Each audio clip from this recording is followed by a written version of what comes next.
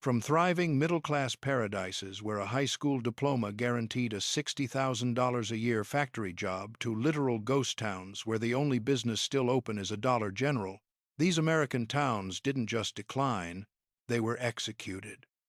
We're talking about places that lost 80% of their population in a single generation.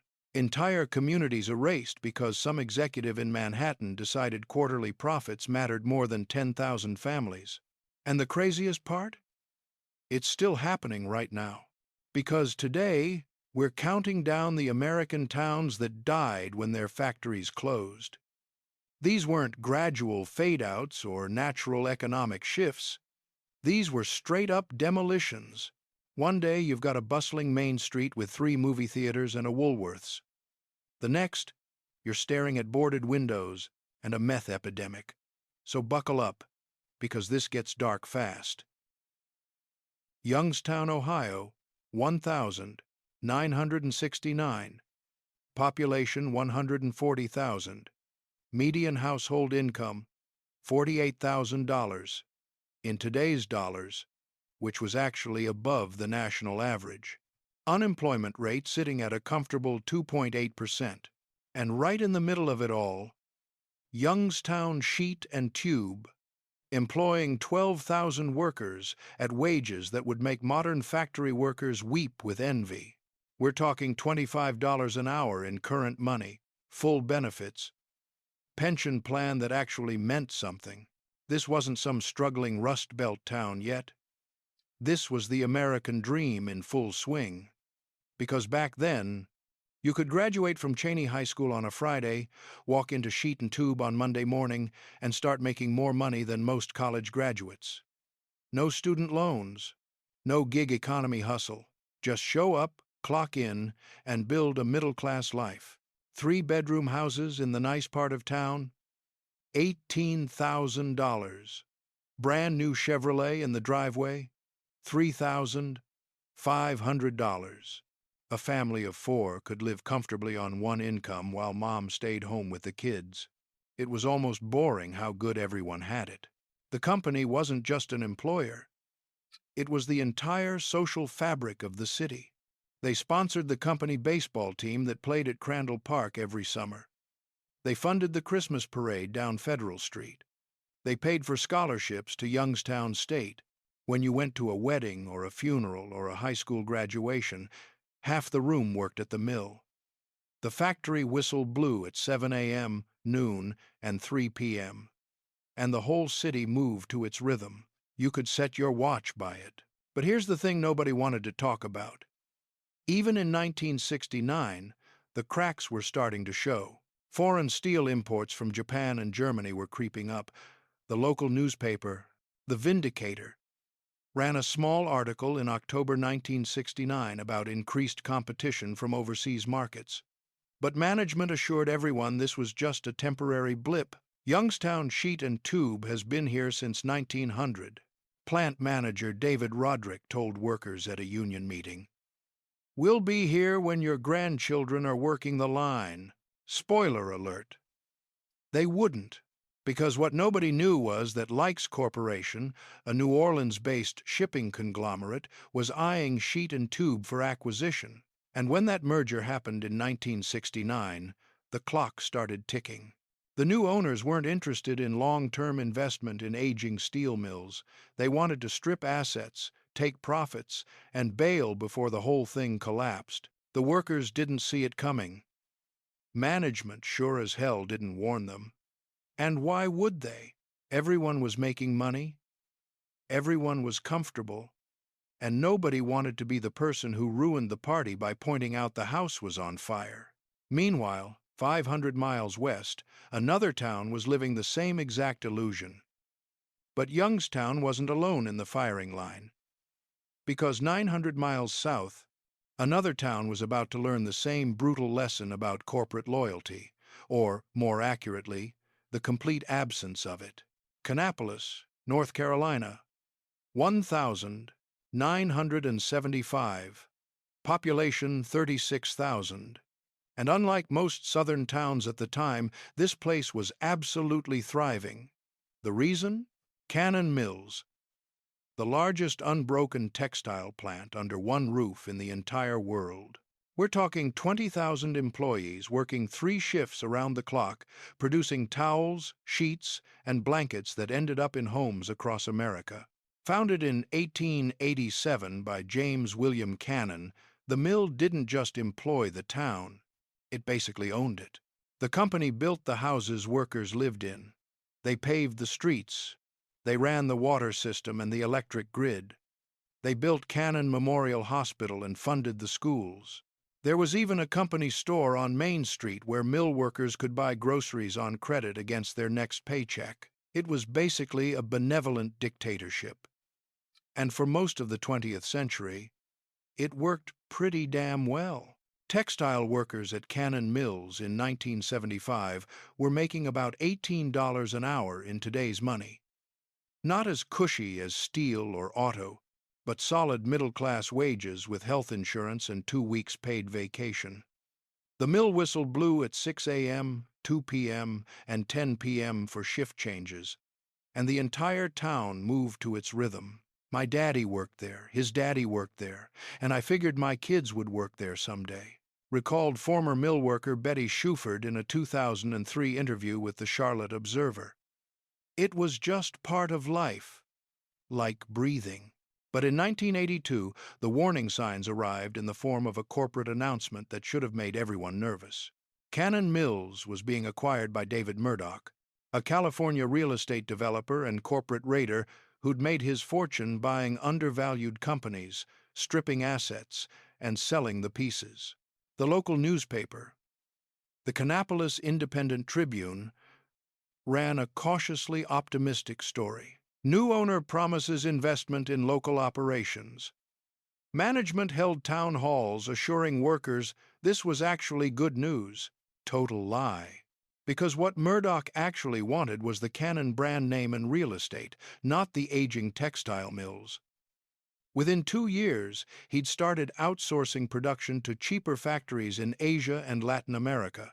By 1985, employment at the main Kannapolis plant had dropped from 20,000 to 12,000. By 1990, it was down to 6,000. The workers saw it happening but couldn't stop it. And then came the final blow. And amen. January 2003. Pillowtex Corporation, which had bought Cannon Mills from Murdoch in 1997, filed for bankruptcy. On the 30th of July 2003, they announced the immediate closure of all operations. 4,300 workers got the news via a memo taped to the factory gates when they showed up for their shift.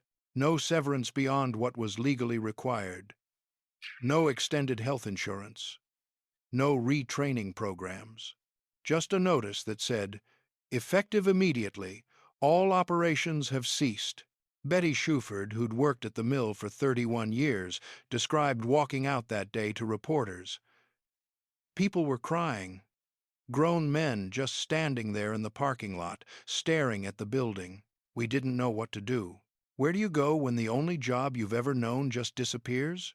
The factory that had run 24 hours a day for 116 years went silent. And here's the kicker. Pillowtex executives had known for at least 6 months the company was going under. They could have warned people, could have given them time to find other work or relocate. Instead, they kept everyone showing up and producing inventory right up until the moment they locked the doors, because they needed to squeeze out every last dollar before filing bankruptcy. Great people skills, really. Within 6 months, downtown Kannapolis looked like a war zone. Dale Earnhardt Boulevard, the main commercial strip, lost 60% of its businesses. The Cannon Village shopping center went from fully occupied to mostly vacant. Home foreclosures jumped 340% in Cabarrus County between 2003 and 2004. But at least those workers still had their homes to lose. Right? Because the real devastation? That was just beginning. And that's when things went from bad to absolutely catastrophic. Because when a factory town loses its factory, it doesn't just lose jobs, it loses everything. Within 18 months of Youngstown Sheet and Tube closing in September 1977, the city's tax revenue dropped 62%. More than half the money the city used to pay for police, firefighters, road maintenance, and schools just vanished overnight. The immediate result? Youngstown laid off 400 city employees, including 100 police officers and 75 firefighters. Think about that for a second. The town just became significantly more dangerous while simultaneously having fewer people to protect it. What could go wrong? But it wasn't just municipal jobs disappearing. Because those 5,000 steelworkers who lost their jobs at Sheet and Tube, they had been spending money all over town, at restaurants, at car dealerships, at grocery stores, at hardware stores. And when they stopped spending because they had no money, those businesses started dying. Within 2 years of the mill closure, downtown Youngstown lost 40 retail stores, 8 restaurants, 3 car dealerships, and 2 banks. Street, Elizabeth Hospital, which had served the community since 1911, shut down its obstetrics ward in 1979. Not enough patients with insurance. The emergency room went from treating 180 patients a day to 60.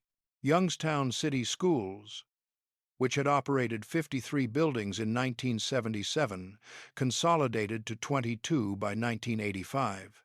3 high schools became 1. Class sizes doubled. Music and art programs were eliminated entirely because who needs that when you're broke? The infrastructure started crumbling in real time. Streetlights went dark across entire neighborhoods because the city couldn't afford the electricity bill. Roads developed potholes that never got fixed. In winter, some streets just didn't get plowed because there wasn't money for salt or overtime pay. The city bus system cut routes by 30%, leaving entire sections of Youngstown without public transportation. Property values went into freefall. A house that sold for $82,000 in 1975 was worth $28,000 by 1982, and that's if you could sell it at all. Because who wants to buy a house in a town where there are no jobs? The population hemorrhage began immediately.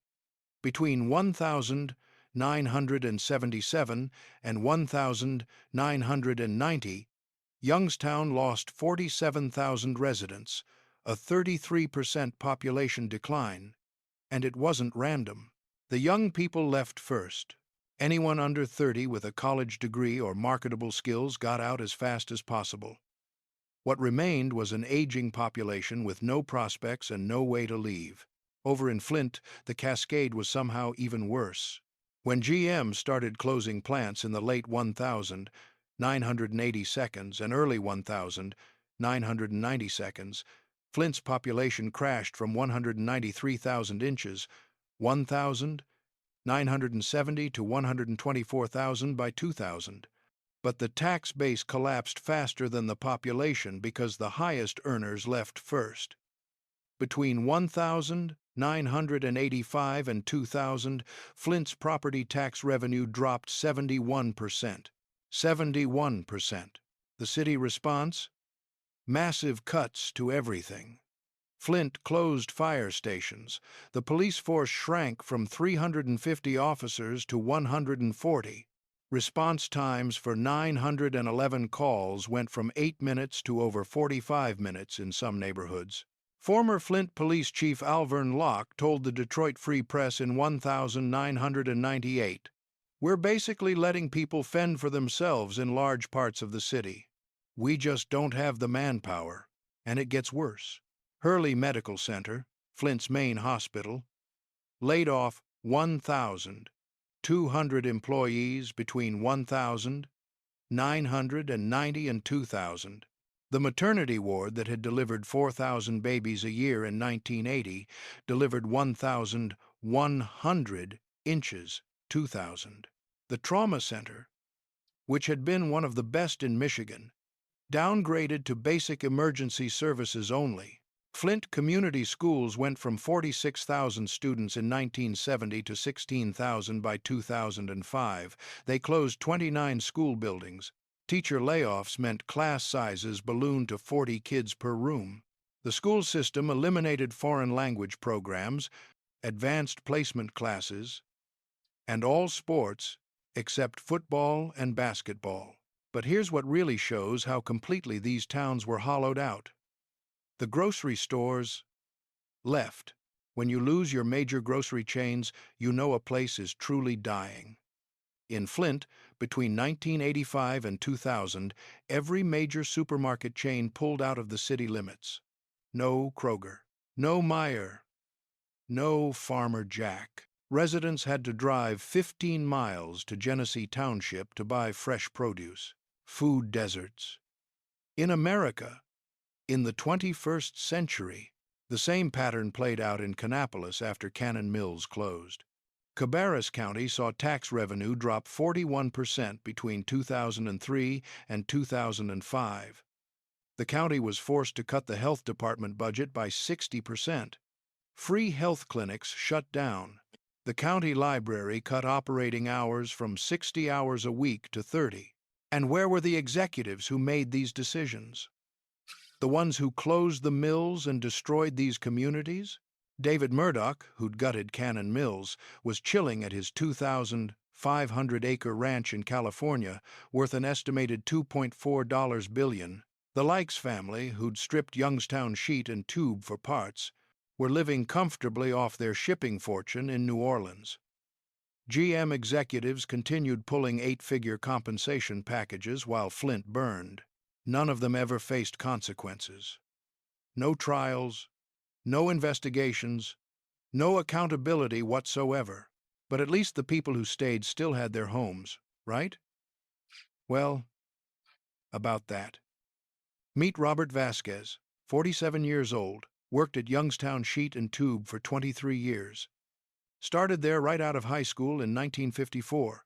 Worked his way up to shift supervisor by 1970. Made $52,000 a year in today's dollars.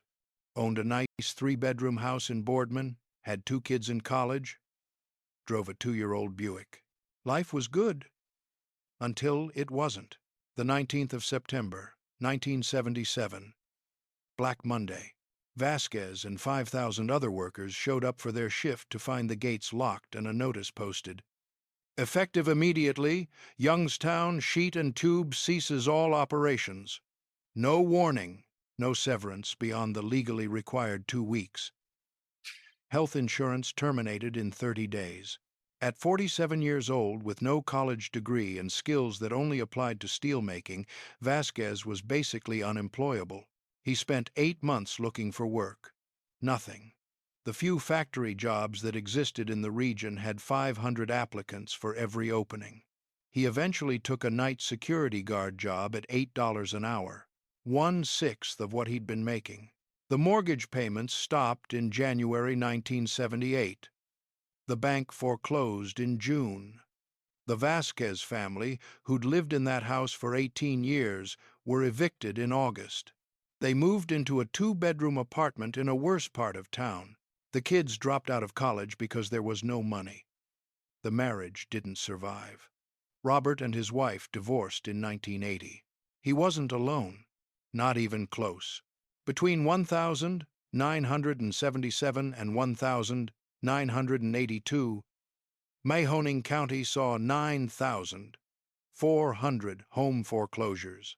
In a county with only 120,000 households, that's nearly 8% of all homes foreclosed in 5 years. Banks were seizing houses faster than they could process the paperwork. Sheriff's deputies were conducting dozens of evictions per week. What the heck, man? The human cost went way beyond losing houses. Trumbull Memorial Hospital in Warren, Ohio, just north of Youngstown, tracked mental health statistics during this period.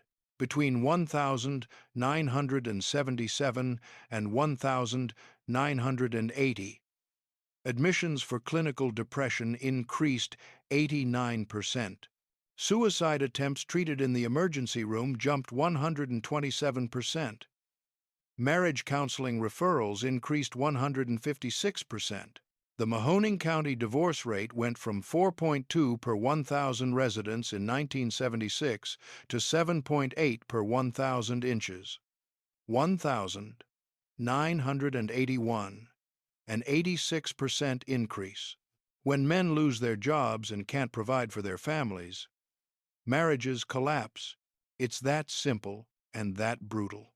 Then came the substance abuse epidemic. Ohio Department of Health records show alcohol-related emergency room visits in Youngstown increased 220% between 1,977 and 1,985.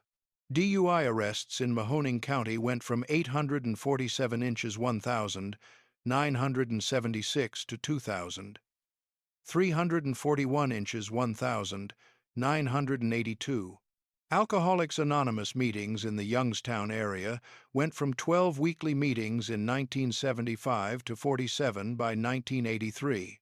But alcohol was just the warm-up act. The real killer was prescription opioids. In the early 1980 seconds, doctors started prescribing painkillers like Percocet and Vicodin for depression, anxiety, and economic stress. By the mid-1990 seconds, when OxyContin hit the market, Youngstown was already primed for an opioid epidemic. Between 1999 and 2010, Mahoning County saw a 467% increase in opioid overdose deaths. Former Youngstown resident Mark Thomas told NPR in 2018, "My dad lost his job at the mill in '79. Started drinking heavy, then pills, oxy, then heroin. He OD'd in 2003. He spent 24 years dying from that plant closing." The pattern repeated across every factory town.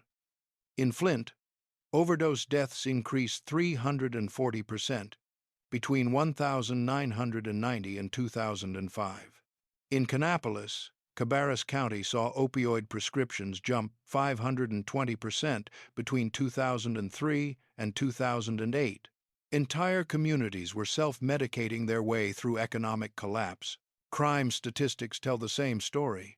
Youngstown's violent crime rate more than doubled between 1977 and 1985. The city went from 11 murders in 1976 to 31 inches 1,982. Aggravated assault, robbery, and burglary rates all spiked. When legitimate economy collapses, illegal economy expands to fill the void. And here's the cruel irony. The people who could leave did. Anyone under 30 with a college degree or marketable skills got out. What remained in these towns was a trapped population.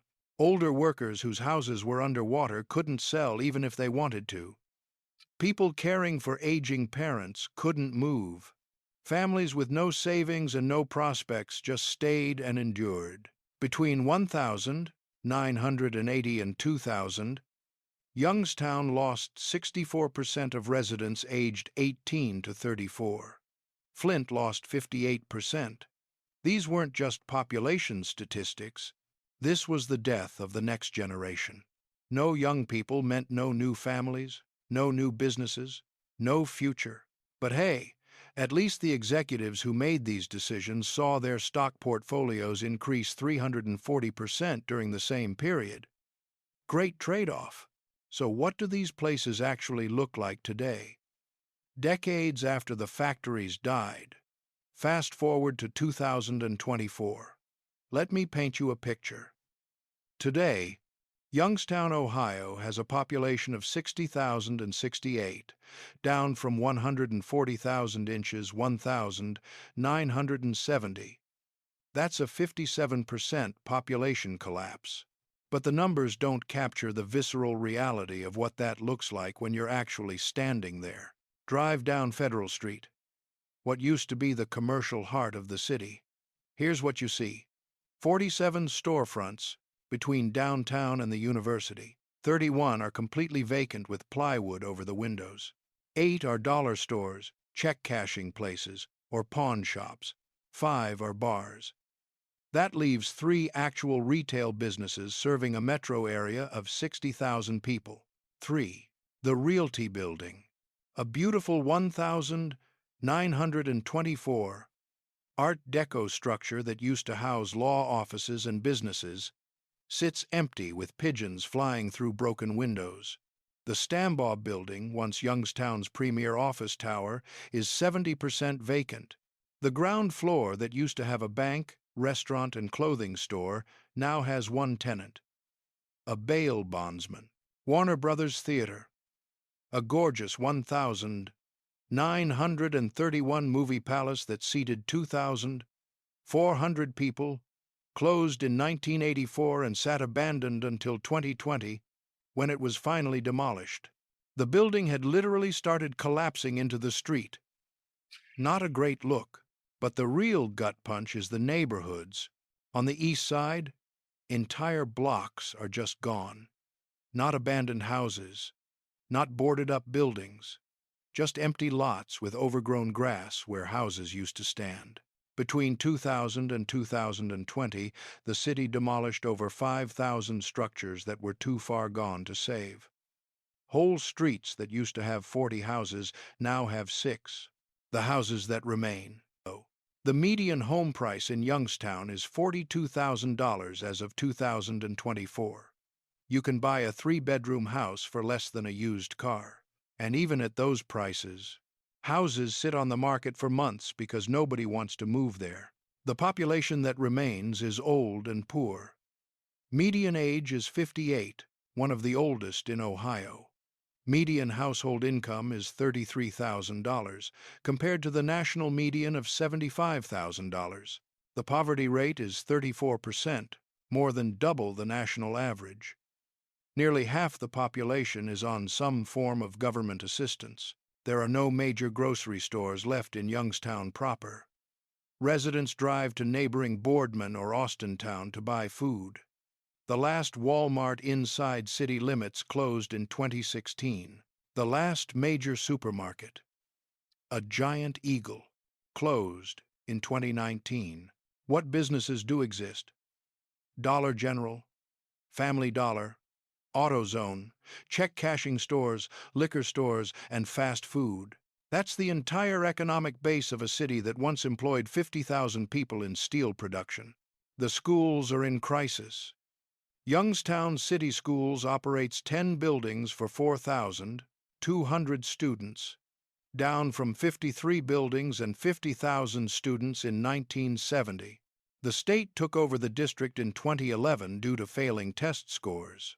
As of 2024, only 28% of students are proficient in reading and 12% in math. Crime remains a massive problem. Youngstown's violent crime rate is 3.2 times the national average. The city consistently ranks in the top 20 most dangerous cities in America. With a depleted police force of 92 officers for 60,000 residents, response times average over an hour in some areas. This is what death looks like for an American city. Not Hollywood post-apocalyptic, just slow rot and abandonment. And Youngstown isn't even the worst example. Flint, Michigan today has a population of 81,252, down from 196,940 inches, 1,960. That's a 59% collapse. But Flint's decline came with an extra special bonus: poisoned water that brain-damaged an entire generation of children. Because when you destroy a city's tax base, you also destroy its ability to maintain basic infrastructure. The Flint water crisis of 2014 to 2019 happened directly because the city was so broke they switched water sources to save $5 million, didn't treat the water properly, and lead from aging pipes leached into the drinking water. At least 12,000 children were exposed to dangerous lead levels. The long-term health effects will last decades. Great job, everyone. Downtown Flint looks like a war zone. The Capitol Theater, which hosted Flint's cultural life for 90 years, closed in 1977 and sat vacant until 2018. Durant Hotel, a 9-story historic building, has been abandoned since 1973. The Flint Journal building, where the city's newspaper operated for 101 years, closed in 2012 and was demolished in 2014. Median home price in Flint? $29,900 as of 2024. Some houses sell for under $10,000. And even then, investors are the only buyers because nobody actually wants to live there.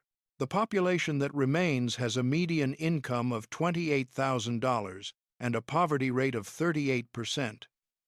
Over half the city is on food assistance. Life expectancy in some Flint neighborhoods is 64 years, comparable to developing nations. But at least Kannapolis still technically exists as a municipality, right? Well, barely.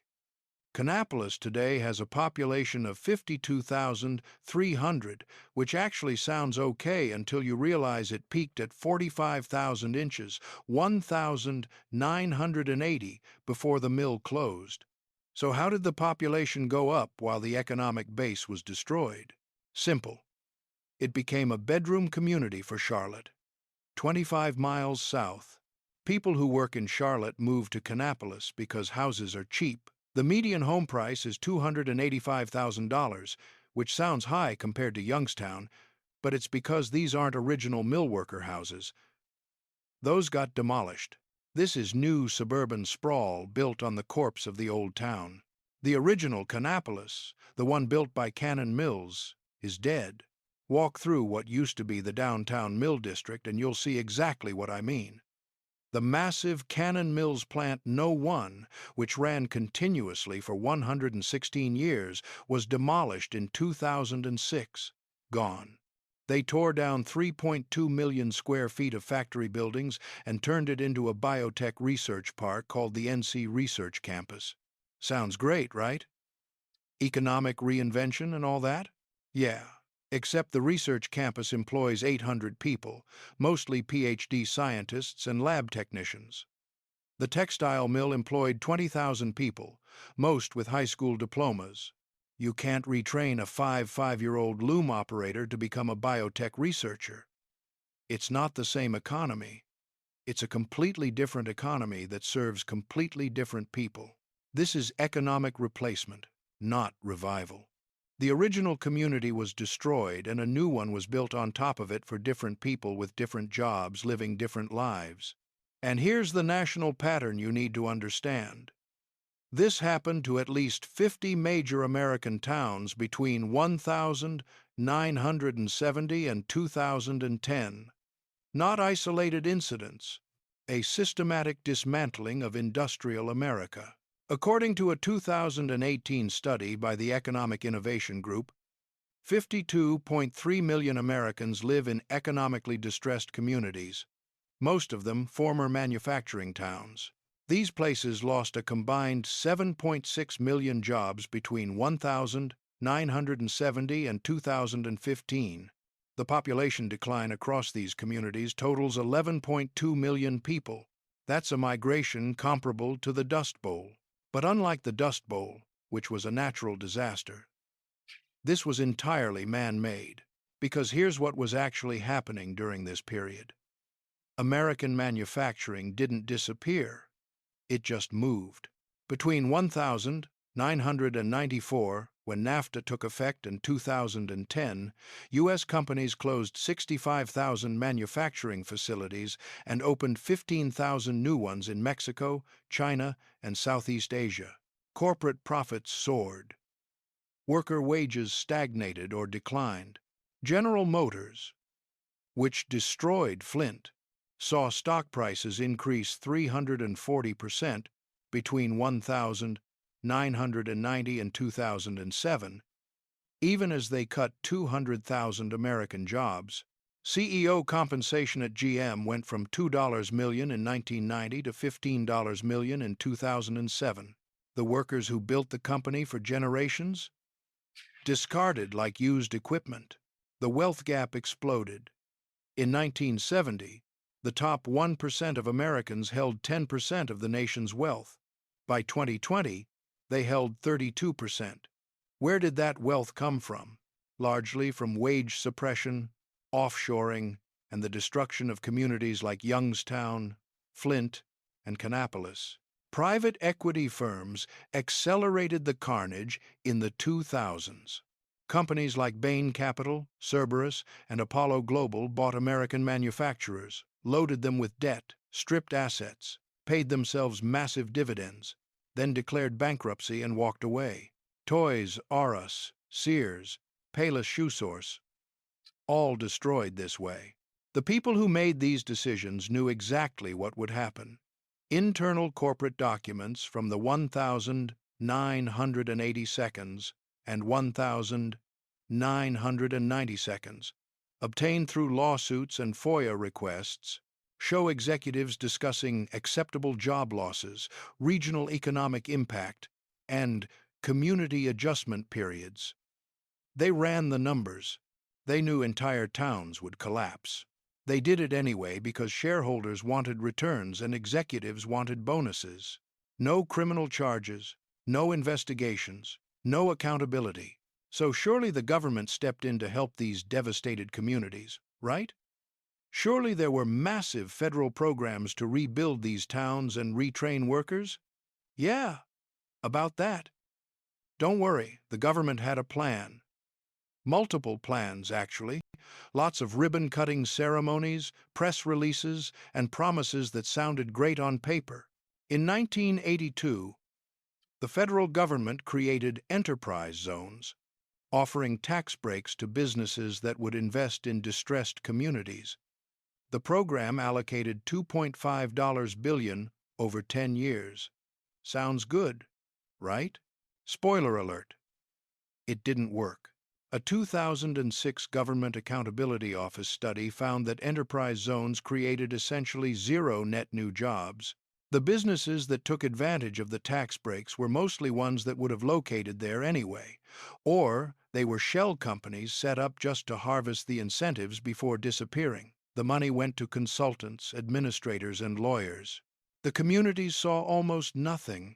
Then came the Trade Adjustment Assistance Program, created to help workers displaced by foreign competition. Between 1974 and 2020, the federal government spent $35 billion on TAA. The program offered retraining, job search assistance, and extended unemployment benefits. Results? A 2012 Labor Department study tracking 160,000 TAA participants found that 10 years after displacement, their earnings were still 50% lower than before they lost their jobs. The retraining programs were a complete joke. They'd take a 2-year-old steelworker who'd spent 30 years on the factory floor and put them through a 6-month course to become a medical assistant or computer technician. Great plan. Except there were no medical assistant jobs in Youngstown. The hospitals had closed or downsized. And the few jobs that did exist went to younger workers with actual experience, not freshly retrained, middle-aged former factory workers. Former sheet and tube worker Michael Davis told the Youngstown Vindicator in 2010, "They sent me to computer training. I was 54 years old, never used a computer in my life. After 6 months, they gave me a certificate and said good luck. I applied to 40 places, got 2 interviews, no offers. That certificate is worthless." Politicians loved showing up for photo ops, though. In 1993, Youngstown got a $35 million federal grant to build the Covelli Center, a downtown arena for sports and concerts. The idea was it would spark downtown revitalization and attract businesses. Governor George Voinovich showed up for the groundbreaking with a shovel and a smile. Great photo op. The arena opened in 2005. It hosts some hockey games and the occasional concert. Downtown Youngstown is still dead. The arena did create jobs. 12 full-time employees and about 150 part-time game day workers making $12 an hour. That's what $35 million bought. Flint got a similar deal. In 2012, the city received $27 million in state and federal funds to renovate the Capitol Theater and build the Flint Farmers Market. Politicians gave speeches about cultural revitalization and community investment. Great photo ops. Zero economic impact. The theater hosts occasional performances for audiences that mostly drive in from the suburbs. The farmers market operates 1 day a week. Neither created significant jobs or reversed any of the city's decline. But hey, at least politicians got their ribbon-cutting ceremonies. Kannapolis tried the biotech research park angle, investing $450 million in the NC Research Campus between 2005 and 2015. The pitch was that it would create 5,000 high-tech jobs and transform the local economy. As of 2024, the campus employs 800 people, and most of them don't live in Kannapolis. Where did the money actually go? To contractors, consultants, and construction companies based in other states, to administrators making six-figure salaries, to studies, assessments, and feasibility reports that collect dust in government offices. The pattern repeated everywhere. Big announcements, federal grants, promises of thousands of jobs, then nothing. Politicians on both sides failed these towns. Democrats talked about worker protections but supported NAFTA.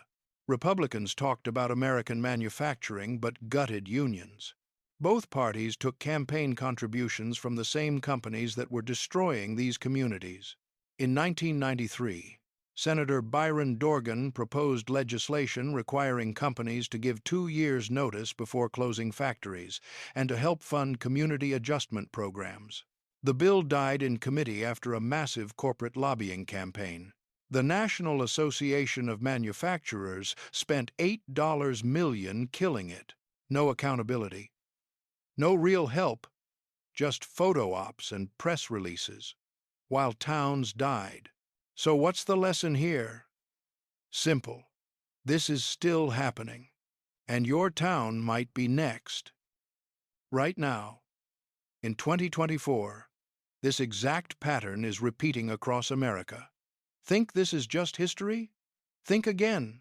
In the last 5 years alone, major factory closures have been announced in Ohio, Pennsylvania, Michigan, Indiana, and Wisconsin. In 2023, Ford announced the closure of a parts plant in Livonia, Michigan, eliminating 1,700 jobs. Stellantis shut down the Belvidere assembly plant in Illinois, killing 1,350 jobs. John Deere moved production to Mexico, cutting 1,000 jobs in Iowa and Illinois. Same playbook. Same excuses, same devastation coming to new communities. And here's what you need to watch for if you live in a manufacturing town. When you hear executives talking about operational efficiency or strategic restructuring or optimizing our global footprint, that's corporate speak for we're moving your jobs overseas and there's nothing you can do about it. When they announce an efficiency study, start updating your resume.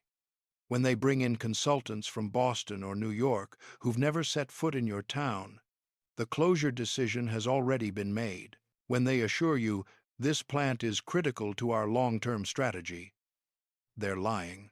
The decision to close was made in a boardroom months ago.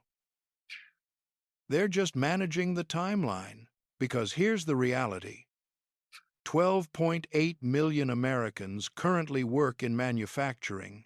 According to a 2022 Brookings Institution study, 4.2 million of those jobs are in industries at high risk of offshoring or automation in the next 10 years. That's 1 in 3 manufacturing jobs vulnerable to the same forces that destroyed Youngstown, Flint, and Kannapolis. If you work in auto parts, appliance manufacturing, or industrial equipment, pay attention. The warning signs are already there. Between 2018 and 2023, U.S. manufacturing employment increased by only 43,000 jobs despite massive federal subsidies and reshoring initiatives. Meanwhile, manufacturing productivity increased 18%. which sounds good until you realize it means companies are producing more with fewer workers through automation. The jobs aren't coming back, and the executives making these decisions? Still getting rich. Stellantis CEO Carlos T. Alvarez made $24.8 million in 2023, the same year he closed the Belvidere plant. Ford CEO Jim Farley made $21 million while announcing layoffs. General Motors CEO Mary Barra made $29 million. These people are being paid more in 1 year than most factory workers will earn in their entire lifetimes. The wealth extraction continues. The communities keep dying, and nobody faces consequences. Because these weren't natural disasters. These weren't unavoidable economic forces. These were choices.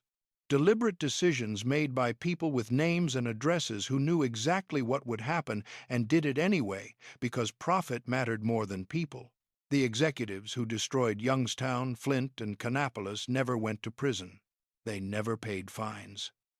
They never had to face the workers whose lives they destroyed. They retired to mansions in Greenwich, Connecticut, and Palo Alto, California, with golden parachutes worth tens of millions. And they're still doing it right now. So what can you do? Honestly, not much on your own. Individual workers can't fight multinational corporations backed by Wall Street and protected by politicians on both sides. But you can pay attention. You can recognize the warning signs. You can prepare before the axe falls instead of after.